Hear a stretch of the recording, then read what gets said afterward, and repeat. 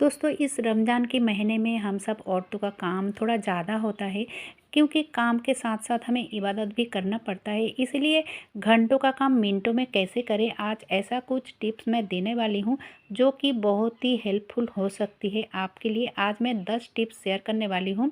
पूरा वीडियो को देखते रहिएगा, शायद कोई टिप्स आपका बहुत ही काम आ सकता है। तो सबसे पहले ट्रिक होगी इस अंगूर को लेकर, क्योंकि अंगूर तो हम खाते हैं सीज़न में। और बात ये है कि इसको हम धोकर खाते हैं, लेकिन दोस्तों इसको सिर्फ धोकर खाने से नहीं चलेगा, क्योंकि ये हमारी हेल्थ के लिए बहुत ही ख़तरनाक साबित हो सकता है।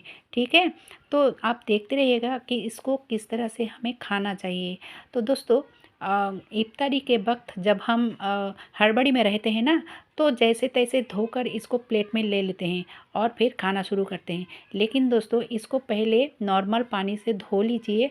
नॉर्मल पानी से धोने के बाद उस पानी को मैंने फेंक दिया है। उसके बाद देखिए फिर से मैंने पानी डाला है और उसमें थोड़ा सा नमक डाला है। ठीक है, नमक डाल के आप आधे घंटे के लिए इसको भिगो के रखिए। अगर टाइम ना हो तो कम से कम 15 से 20 मिनट इसको भिगो के रखिए, ताकि इसमें जो केमिकल मिला हुआ रहता है वो अच्छे से निकल जाए। फिर आप इसको पानी से निकालिए और फिर आराम से खाइए। इस टिप्स को ज़रूर फॉलो कीजिए दोस्तों।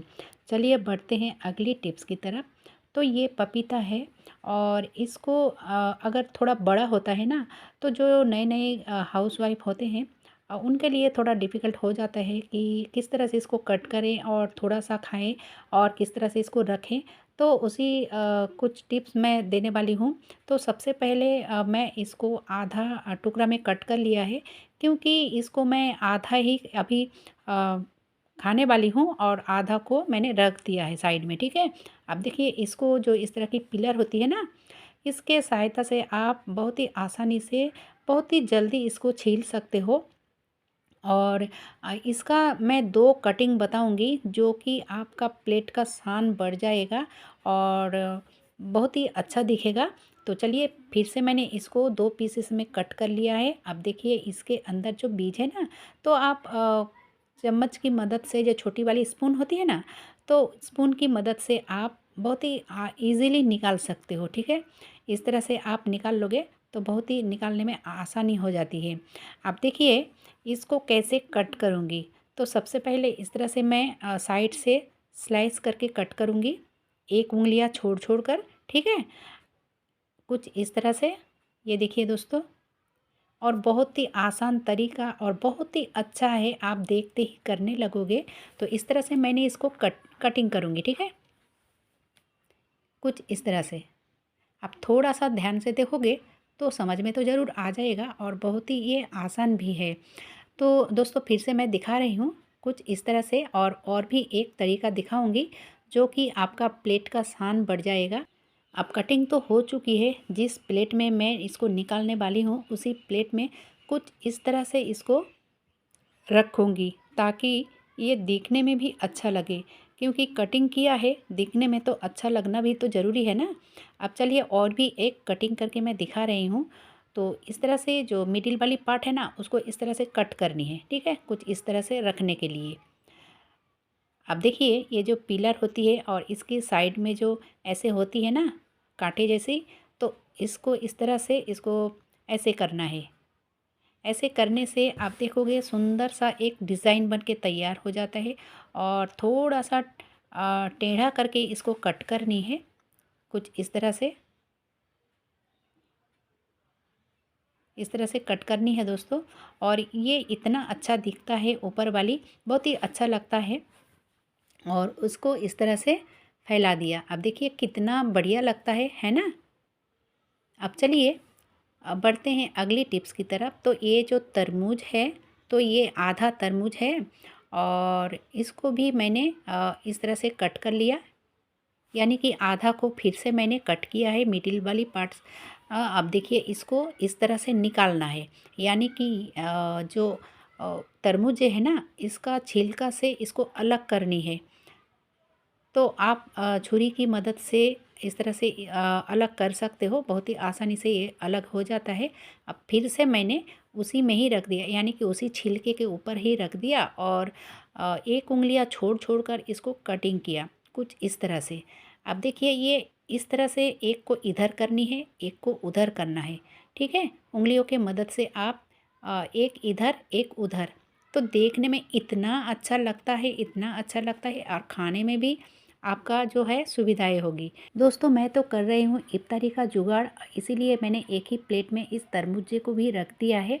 तो लगता है ना बहुत ही बढ़िया, जो भी खाएगा ना पहले अच्छे से आँखों से देखेगा कुछ टाइम के लिए। चलिए अब बढ़ते हैं अगली टिप्स की तरफ। तो जो लोग नए-नए गृहिणी हो उनके लिए बहुत ही एक अच्छा टिप्स है, क्योंकि ये जो नींबू वाली शरबत है ना, बहुत कोई समझ में नहीं आता है बहुत किसी का कि कितना पानी में कितना शक्कर या फिर नींबू डालें। तो मैंने इस तरह की एक कप लिया है और उसमें 2 चम्मच चीनी डाला है और थोड़ा-सा नमक, यानी कि 2 चुटकी करीब नमक डाला है और नींबू थोड़ा छोटा साइज़ की थी, इसीलिए 2 पीस मैंने इसमें नींबू की रस डाल दिया है और डाल दिया पानी। अब अच्छे से इसको घोल लेनी है और तैयार हो चुका है बहुत ही बढ़िया सा, बहुत ही मज़ेदार नींबू वाली शरबत। चलिए अब देख लेते हैं अगली ट्रिक दोस्तों। रमज़ान के महीने में जब हम इफ्तारी करने के लिए जाते हैं ना, तो खजूर तो ज़रूर खाते हैं ना, और खाना भी चाहिए। तो दोस्तों चाहे आप डब्बे वाली खजूर लो या फिर खुला, कोई भी खजूर लाइए बाज़ार से, लेकिन इसको धोना बहुत ही ज़रूरी है। तो अच्छे से इसको धो लीजिए, उसके बाद इसको खाइए, ठीक है? चलिए बढ़ते हैं अगली टिप्स की तरफ। तो अगली टिप्स ये है कि मैंने जो सब कटिंग किया ना, और उसके जो छिलके हैं आप समझ रहे होंगे इधर उधर मैंने छिड़का के रखा है, नहीं दोस्तों, साइड में मैं एक पॉलीथीन रखा हुआ था और उस पॉलीथीन के अंदर ही सब रखती थी। और अब देखिए मेरे काम हो चुका है, अब इसको डस्टबिन में फेंक दूँगी। दोस्तों इस रमज़ान के महीने में कौन सा मसाला आप सबका ज़्यादा लगती है, ज़रूर हमें बताइएगा, क्योंकि मेरे तो जो अदरक लहसुन का पेस्ट ना वही ज़्यादा लगती है। तो इसीलिए मैंने इसको थोड़ा ज़्यादा करके रख देती हूँ, ताकि रोज़-रोज़ करने की झंझट ही ख़त्म हो जाए। तो अगर हम इसको 10 से 15 दिन के लिए करते हैं, तो इसको अच्छे से रखना भी ज़रूरी है, क्योंकि अगर ऐसे ही रख दूँगी ना तो ये काले पड़ जाती है। इसीलिए इसमें थोड़ा-सा डाल दिया मैंने, 1 या 2 चम्मच आप मस्टर्ड ऑयल डाल दीजिए, कोई भी कुकिंग ऑयल डाल दीजिए और डालने के बाद अच्छे से मिक्स कीजिए, फिर इसको फ्रिज में रखिए। अब देखिए इस तरह से रखोगे ना तो 10 दिन 15 दिन क्या महीने भर भी रहेगा, तो इसका कलर थोड़ा-सा भी इधर-उधर नहीं होगा। तो है ना बहुत ही बढ़िया टिप्स। अब चलिए बढ़ते हैं अगली ट्रिक की तरफ। तो दोस्तों मिर्ची को क्या किया है कि सबसे पहले धोना चाहिए, धोने के बाद डंठल को मैंने छुड़ा लिया है, ठीक है? क्योंकि घंटों का काम मिनटों में करने के लिए जब हमारे पास टाइम होती है तब ये सब तैयारी करके रखना चाहिए। तभी तो मिनटों घंटों का काम मिनटों में होगी दोस्तों। तो मैंने इसको डंठल को छुड़ा लिया है और इसमें पानी ना रहे, यानी कि सुखा लिया है, पोंछ लिया है। पोंछने के बाद एक कंटेनर में इस तरह से मैंने इसको भर दिया है, ठीक है?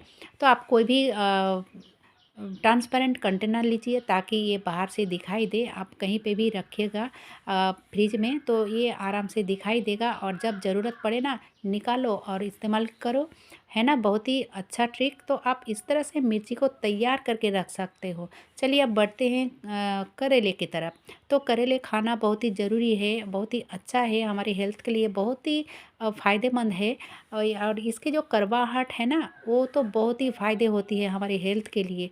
लेकिन जो लोग कड़वाहट के लिए खाना नहीं चाहते हो, उनके लिए ये ट्रिक है, बहुत ही आसान तरीका है।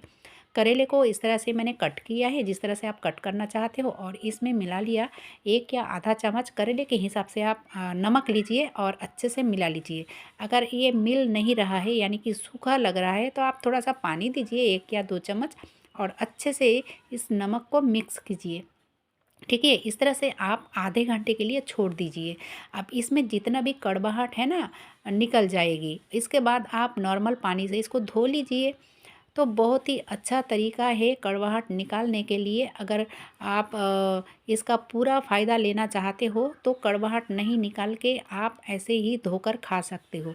चलिए आज के लिए बस इतना ही। इतने टाइम तक मेरी वीडियो देखने के लिए आप सबका बहुत बहुत धन्यवाद।